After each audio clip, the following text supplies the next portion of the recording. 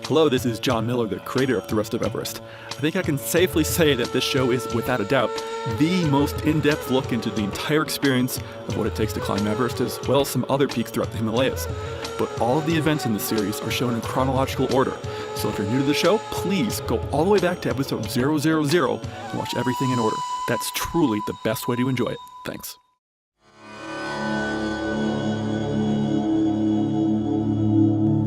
This is the Rest of Everest video podcast, an almost unabridged expedition experience. Hello again, everyone. Welcome back to the Rest of Everest. As you can see, this is a special episode this week, and on the line here with me is my good friend and partner in crime, Chris Marquardt. How you doing, Chris? Hello! Namaste! Good to have you back on the show. Now, when Chris and I do an audio-only episode, or at least just record audio with maybe some photos in the background there, it means one thing. What does that? What does it mean, Chris? I don't know. I think some birdie told me that there might be another trek coming up. Yes, it means it's time to take a bunch of you back to Mount Everest. So that's what we're going to do. We are planning the 2014 Everest Trek and Photography Workshop, or shortened to the Everest Workshop Trek. And tour and photography and life-changing experience. And, make sure you put all the keywords in. Yes, lots of keywords. So we want to go back and we want to take you with us. Oh yes. So what we're going to be doing is someone's making noise. Let me see how much louder my kids can be upstairs in the background. But in any case, what we're going to be doing is we're going to be returning to Everest. It's been since 2010 that we've visited Everest. As you know, that was season 5 of the Rest of Everest. And, it's really time to go back. We really, really want to go back. So we're going to be going back to the south side of Everest in Nepal. Which is awesome. Yeah, which is just wonderful. So that's beautiful. If you're a longstanding fan of the show, that is season 4, the 2009 trip. And we just had the time of our lives. We made so many friends. We just so enjoyed that experience that I really want to go back there. However, I don't want to just retrace my steps or our steps. Whenever I go out there, I want to show a little bit more of the region because, as I've always said, Everest doesn't exist in a vacuum. Knowing as much around the mountain as possible really enhances the experience. So we're going to return to Everest, but we're going to take a different route. It's a route that I've never taken before, but it's a route that comes highly recommended by a lot of different people that I've met, both in the Khumbu and also just friends and family of different people in the Everest community. And this is going to go the Gokyo Lakes route, which is very exciting. Which I wasn't aware of, and I remember the 2009 trek on the south side in the Khumbu Valley being absolutely mind-bending, really beautiful. And then when I told someone that we're going the Gokyo route or Gokyo route, I think I got someone was there. The person I told about it was there, and their eyes lit up, and I was like, oh wow, you're in for a treat. Yeah, so the reason this is a route that I'm really excited about is because it is off the beaten path. And when I say beaten path, I literally mean beaten path. The route up to Mount Everest through the Khumbu Valley is absolutely incredible. But it's the standard route. So it is the route that most of the people who visit Everest take. Now, going this alternate route, what it's going to allow us to do is to kind of get away from some of that excess foot traffic. And it's going to take us into a neighboring valley that has a lot to offer. First of all, it sees just a fraction of the number of trekking traffic. It also, because of that, the villages that we're going to come across are kind of more intact. They're less influenced by the tourism. And so they're going to be much more like they would be if you were just to stumble upon a village in the mountains in in Nepal, so they're going to be much more rustic.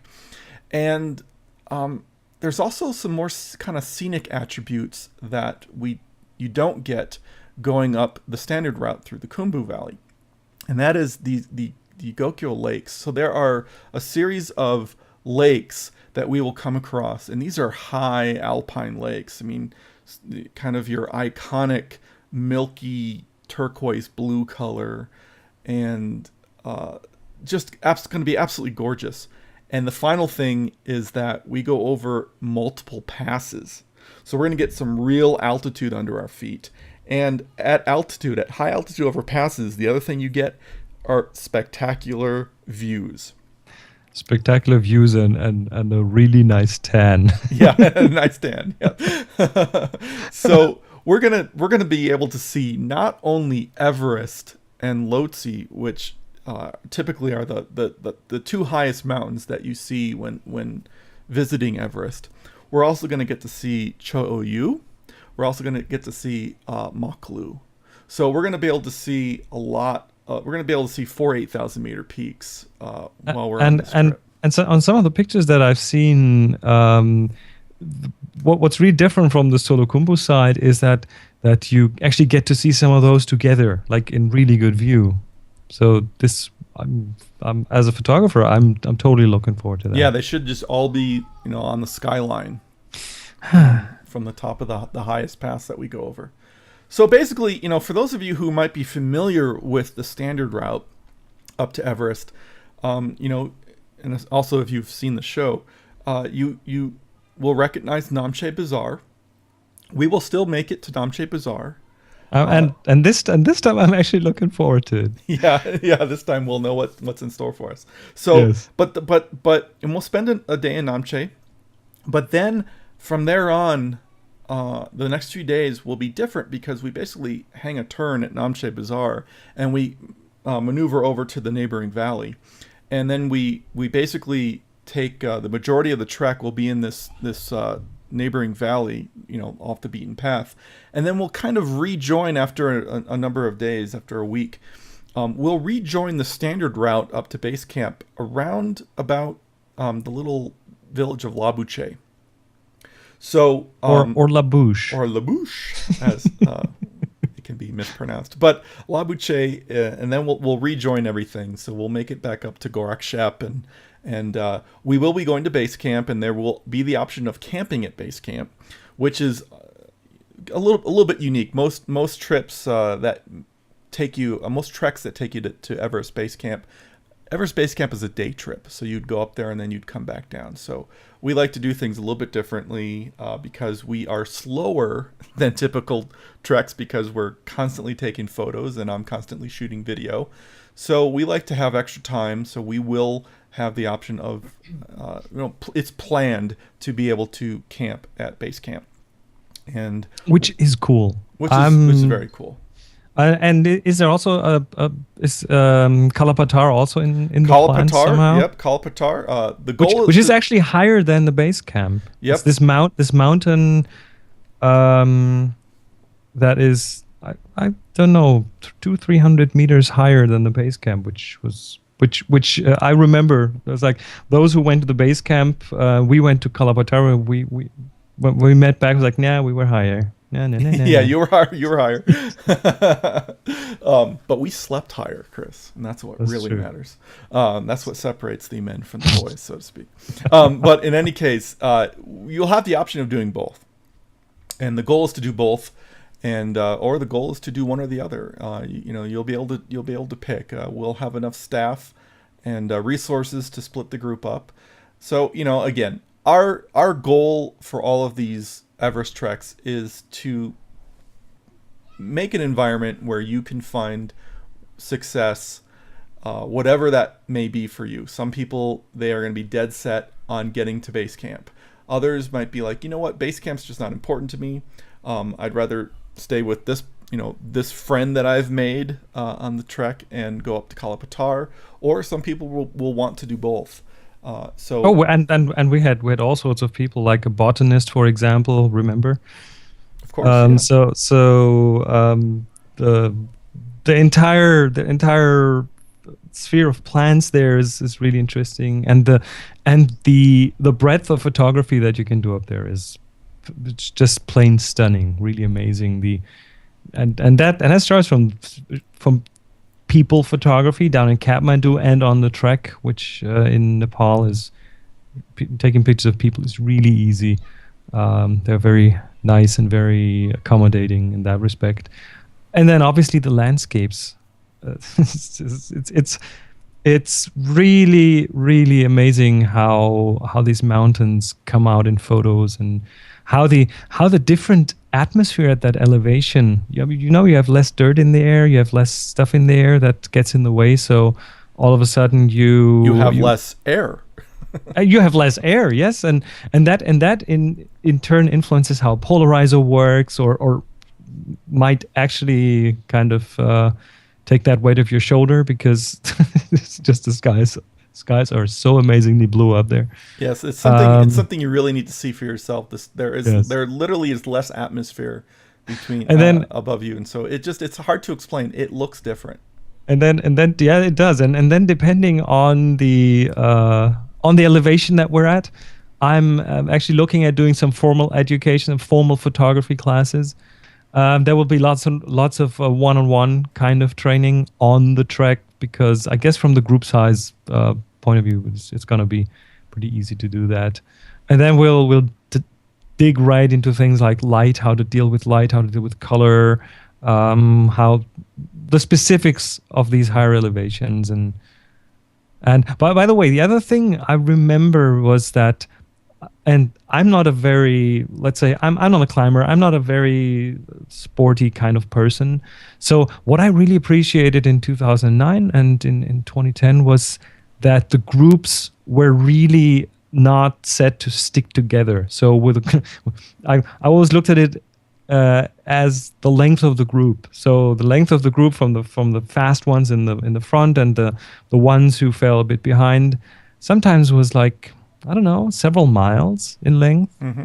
So it's really easy for everyone. Several miles and several hours. And several hours, but that is perfectly fine, because we have enough Sherpas with us to make sure that no one gets lost, and to make sure that everyone is kind of accounted for. So that will leave enough time for everyone to do photography, to do sightseeing, to whatever. I mean, even if you're not a photographer, you just join the trek. It's gonna be fun.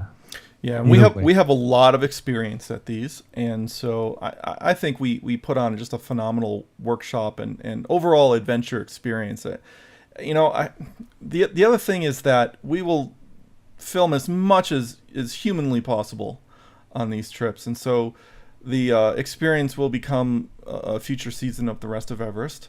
And I know that many of the participants in the past treks have said that having everything documented to be able to watch after the fact, and to keep in connection with these close friends you've made over this very intense experience of the trek has been infinitely valuable. And I know that we're close friends with everyone who's gone to Everest with us in the past. Ooh, yes. And it's just a really, it's a cool thing, and I'm really quite proud of the mix of people and backgrounds and experiences that we bring along with us. And so let's get into some nuts and bolts here. Okay.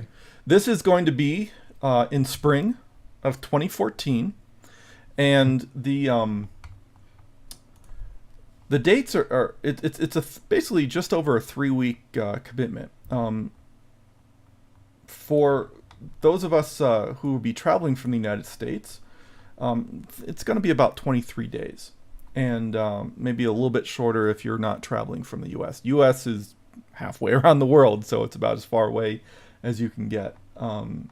But we're going to be meeting in Kathmandu on May 5th, and we'll be departing from Kathmandu on May 26th. So the goal here is to kind of arrive at base camp right around the time that people are going to be heading off towards their summit push. That's what we did back in 2009. It worked out very well. You got to get a good feel for base camp and kind of get idea of kind of the excitement in the air when the people are starting to reach the summit. People will probably already have started reaching the summit by the time we get there. But we're this is more than just a trek. We will be exploring Kathmandu a little bit, seeing some of our old stomping grounds up at Swayambudnath. And meet some of our old friends as well. Yeah, well, we have lots of friends in Kathmandu now, so it's fun to hang out with them. We'll also get to see Budnath, the big stupa, which are just mind-blowing. I just love going to these places, even though I've been to them so many times. Every time I go back, it's like a new experience. So then we'll be flying to Lukla, which is the little mountain landing strip. Where And that's one of the parts I'm really looking forward to. yeah, it's always a lot of fun. Considered the most dangerous airstrip in the world, which is just garbage. I don't think it is now. It's more dangerous just to drive to the grocery store. But in any case, so we'll be starting the actual trek from Lukla, and then we'll be heading up again to Namche Bazaar, going to the neighboring valley and going up towards Everest that way. But the way back to Lukla, we'll be taking the standard route down. So you're not going to miss a thing. You'll get all of the views that you may have seen in the show in the past. You'll get all of that. So we're actually doing literally a loop. Instead of just going up and coming back down the same trail, we'll be doing a loop. So the entire trek will be fresh. We're not going to be repeating anything, so it'll be very exciting. We will have a very, very good guide to participant ratio of about 2 to 1. So awesome. We'll also have lots of porters. We'll have a small army with us, as always. So an expedition. So regardless of whether you're taking photos or not, because you don't need to be a photographer to come on this trip with us, but you will only be liable for carrying what you want to carry that day. Maybe just a small backpack with just some warm clothes. And some water might be all you choose to carry that day. There will be someone to carry all of your excess gear. And as has happened in past trips, if you ever get to a portion of the trek where you're just really hitting a wall, you're feeling very tired, there will be someone right behind you who will instinctively take your pack from you and just carry it for you. That has happened to me. It's happened to all of us. And give me your backpack. And it is a wonderful thing when it happens. So, yes. Again, we want everyone to have a really good time, and being as comfortable as possible is key to that. Another aspect of being as comfortable as possible is that aside from base camp, we will not be camping in tents on this trip. We're upgrading our accommodations to stay in tea houses. And we're doing that for a few reasons. One of them is that you'll sleep better, you'll stay warmer, and so that will help keep your energy levels up. And it also will help facilitate the photo workshop.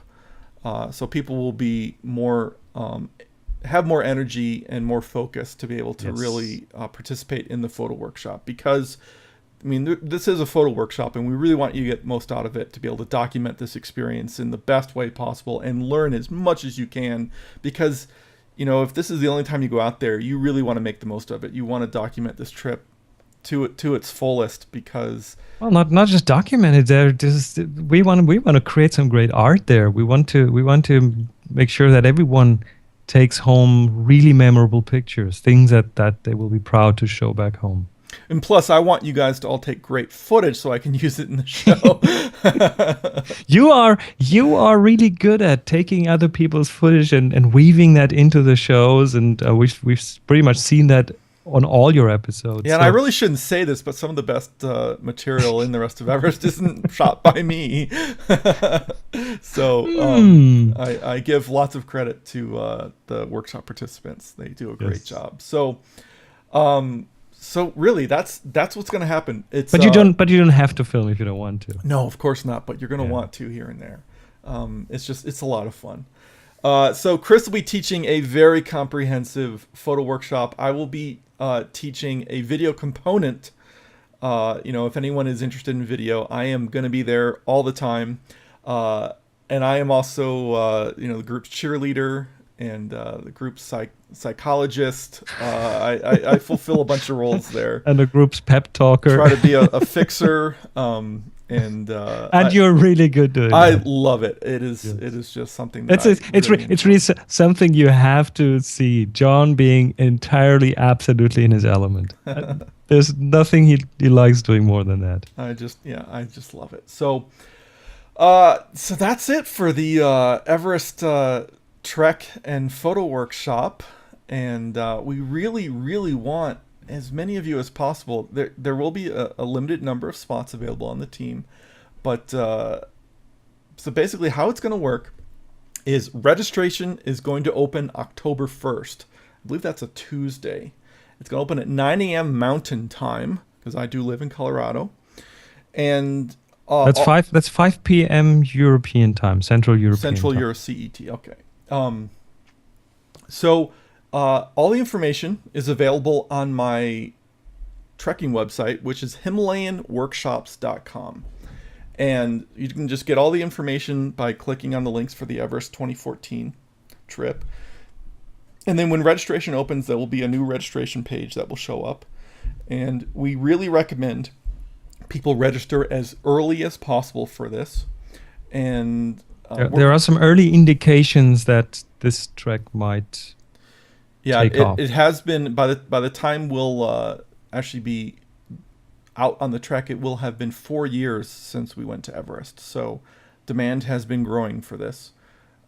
Pricing is all available on the website. We're being very aggressive with the pricing because we really want as many people as possible to be able to join us on this, because it really is, it's a life-changing experience. And I want so many people to be able to really experience this. Again, it's going to be from May 5th to May 26th, 2014. And I guess I should say, but wait, there's more. What could that be, John? What could that be? All right. So I've thought long and hard about this. And as I've been trekking, you get a lot of time in your head and to think about things. And a 3 week trip is a lot of commitment for most people. I know that it's difficult. A lot of people would like to go out on one of these trips, be a part of the Rest of Everest, but it's difficult to find that much time. So I was thinking, what can I do to kind of accommodate people who have just a couple of weeks of maybe vacation or time? And so what I've been putting together is, I know a lot of people have contacted me to say, do you have any ideas about going to Bhutan? Now, for those of you who don't know, Bhutan is a neighboring country to Nepal. It's just east of Nepal. It's cradled within India, and it borders on the north with Tibet. Basically, if you're familiar with where Lhasa, the capital city of Tibet, is, go straight south, go through a little bit of mountains, and then you'll find Bhutan. So Bhutan is a Himalayan kingdom, and Bhutan is supposed to be just unlike pretty much any other place on Earth. I don't know if you know this, Chris, but they're less interested with their gross national product. They have something gross domestic product. They have something called gross national happiness. They're more interested in people being happy than being wealthy. And it is a Buddhist nation, and it is supposedly parts of it that we'll be visiting are going to be very much like the way Tibet used to be. And it's a mountainous country, and we are going to be doing a tour. And when I mean me, I mean you guys and me. This is not going to be a workshop. Chris actually isn't going to be there for this portion of the adventure in the Himalayas next year. But it's going to be me and my cameras and you guys, as many as would like to sign up. So it's only going to be about a 2-week commitment, less than 2-week commitment actually. 9 days from the 27th of April until the 5th of May. So that is going to happen just before we head out to Everest. So this again is being aggressively priced because I really want some, you guys to be able to experience some of Kathmandu, and then also experience the Kingdom of Bhutan. And for those of you who might be familiar with Tiger's Nest, which is a very famous monastery in Bhutan, we will be visiting Tiger's Nest. I'm very excited about that. And so this will be an individual trip that you can also package with the Everest Trek if you'd like to do both of them. And if you do both of them, there will be a special package price at a discount, because that would be phenomenal to have people on board for both of those trips. But it is a standalone trip if you can only make the Bhutan portion. You only have time for that. I'm kind of sad that I can't make that one. But earlier this year, I talked to someone who has been to Bhutan several times, and he goes back there almost every year because he likes it that much. Yeah, everyone that I've spoken with, not just friends but actual business clients of mine, have gone there, and they just love it. They just love Bhutan. They're just really amazed with it. Himalayan kingdom. And so that's kind of, I'm saying that's kind of like the Himalayan kingdom package to the Kingdom of Nepal. That's a nice name, yeah. And the Kingdom of Bhutan. So, and again, I'll be filming as much as I can of all of this to really document your experience, and we'll fit that into the Rest of Everest as well. So very exciting spring coming up. Registration for both of these trips opens on October 1st. And if you have joined us in the past on any of our treks, there will be a little extra incentive discount for you, just to as we appreciate your patronage there. These are very intense experiences, and we just would love to have repeat customers, and quite honestly, like to hang out with our friends again. Very, very true. Very true. Great. I've heard word that a few of them are already kind of waiting for this to open. Oh, I can think of several who are willing to go out with us again, and really wanting to, and so I'm really looking forward to that. And I'm also trying to see if I can convince my twin brother to come to Bhutan with me. And I'm trying to convince my brother to come to Nepal with us. Wonderful experience. It'll change your life, and you'll come back with so much self-confidence you won't even believe it. It's going to impact every aspect of your life. So really want to have you join us, and look forward to it. It's October 1st, and all the information's on the website right now. So go to HimalayanWorkshops.com and click on the appropriate tabs. And if you have any questions, by all means, shoot me an email, john@therestofeverest.com. There's also contact forms on the website. And I'm the organizer for this, so if you have any questions for Chris, I can funnel stuff to Chris as well. And let me know if you have any concerns or questions. I'm here to answer everything. So there we go. So October 1st, 9 a.m. Mountain Time. 5 p.m. European time. Yes. So look forward to seeing as many of you as can make it. And we really, really love to have you out there. All right. Well, thanks a lot, Chris. I appreciate your time to come on. And absolutely. We'll talk with you soon. And we will, October 1st. That's the last time I'm going to say it. All right. Yay. Bye, guys. The Rest of Everest has been watched millions and millions of times all over the world since 2006, and it's all been free, but it's not free for me. If you're a fan, then let me know. You can like The Rest of Everest on Facebook, write a review on iTunes, subscribe on YouTube, or even help me pay the bills with a financial donation. It doesn't take much, and quite literally, your donations make this show possible. They honestly pay for everything. You can make a one-time donation or set up a monthly contribution through my website. Help me out, and I'll give you a download of our film Everest: The Other Side, as well as some other goodies. Thanks as always to our announcer Marlon May from marlonmay.com, and to Wendy Wu for providing the show's theme song. Find her on iTunes or at wendywoo.com. Thank you for watching The Rest of Everest. For more information about the show and upcoming expeditions, be sure to visit therestofeverest.com.